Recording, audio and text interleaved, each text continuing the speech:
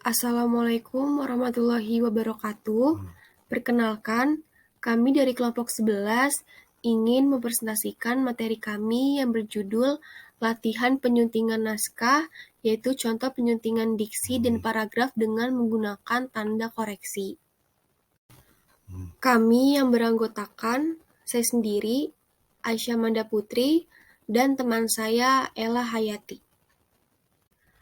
Pembahasan materi kali ini meliputi diksi, paragraf, tanda koreksi, dan latihan menyunting. Menurut Arifin, tahun 2008 halaman 28, diksi ialah pilihan kata.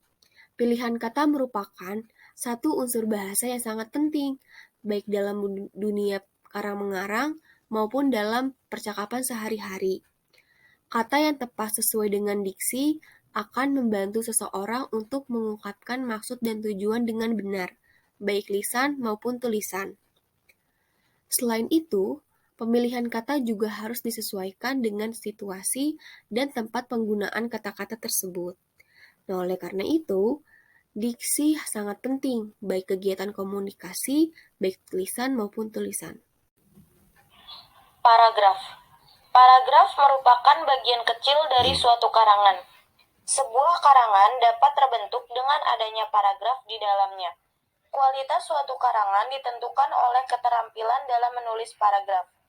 Tujuan utama dari pembentukan paragraf adalah untuk memudahkan pembaca dalam memahami gagasan-gagasan utama yang berbeda tetapi berkaitan satu sama lain di dalam karangan. Tiap paragraf hanya dapat berisikan satu gagasan utama, sehingga gagasan utama lainnya dapat diketahui pada paragraf lain. Tujuan lain dari pembentukan paragraf adalah memisahkan dan menegaskan perhentian secara wajar. Perhentian ini memberikan waktu bagi pembaca untuk dapat memahami gagasan yang terkandung di dalam setiap paragraf. Berikut tanda koreksi dalam penyuntingan. Yuk kita simak baik-baik. Berikut contoh naskah telah disunting. Yang pertama, pada baris alinea baru, tarik ke dalam atau ke kanan. Bila ada baris dari alinea baru tidak dimulai agak ke dalam, atau ada kata yang terlalu jauh ke kiri dari kata lainnya, maka tanda harus dipergunakan. Yang kedua, pada kata pemerintah. Harus disambungkan, artinya E dan R tidak boleh ada spasi, sehingga harus dicetak pemerintah. Yang ketiga, pada kata situasi sekarang. Harus diceraikan atau ditambahkan renggangnya, sehingga harus dicetak situasi sekarang. Yang keempat, pada kata pandemi. Harus mengganti huruf yang salah, sehingga harus dicetak pandemi. Yang kelima, pada kata pemerintah mencanangkan untuk semua sekolah ditutup agar mengurangi baris baru penyebaran. Harusnya jangan dijadikan baris baru, karena bila sebuah alinea belum selesai tetapi telah dipergunakan baris baru, maka pergunakan tanda ini, sehingga harus dicetak pemerintah mencanangkan untuk semua sekolah ditutup agar mengurangi penyebaran. Yang keenam, pada kata sebagai media, dan belajarnya. Harus dimasukkan sebuah perkataan, sehingga harus dicetak sebagai media pembelajaran dan belajarnya. Yang ketujuh, pada kata S spasi F spasi H. Harusnya jangan digunakan spasi, sehingga harus dicetak SFH.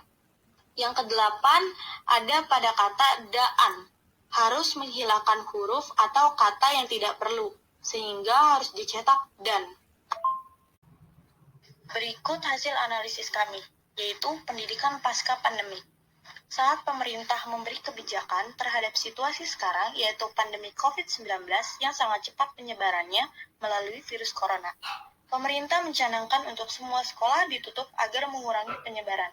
Sehingga seluruh siswa dan siswi di Indonesia harus menggunakan gadget sebagai media pembelajaran dan belajarnya di rumah atau SFH, School from Home, tanpa harus ke sekolah dan bertemu dengan guru. Tidak sedikit siswa mengeluh belajar daring karena kurang masuk otak dan menjadi malas untuk belajar. Setelah melakukan riset, Pemerintah menyampaikan adanya vaksinasi seperti mencegah penularan dan membentuk kekebalan tubuh, yaitu vaksin Sinovac, AstraZeneca, Moderna, dan Pfizer. Namun dalam vaksinasi tersebut harus berkala, ada jangka waktu umurnya, jadi tidak semua langsung satu waktu. Setelah pemberian vaksin, akan mendapatkan buku vaksin untuk dosis pertama dan dosis kedua, lalu sertifikat vaksin dalam web ataupun aplikasi Peduli Lindungi.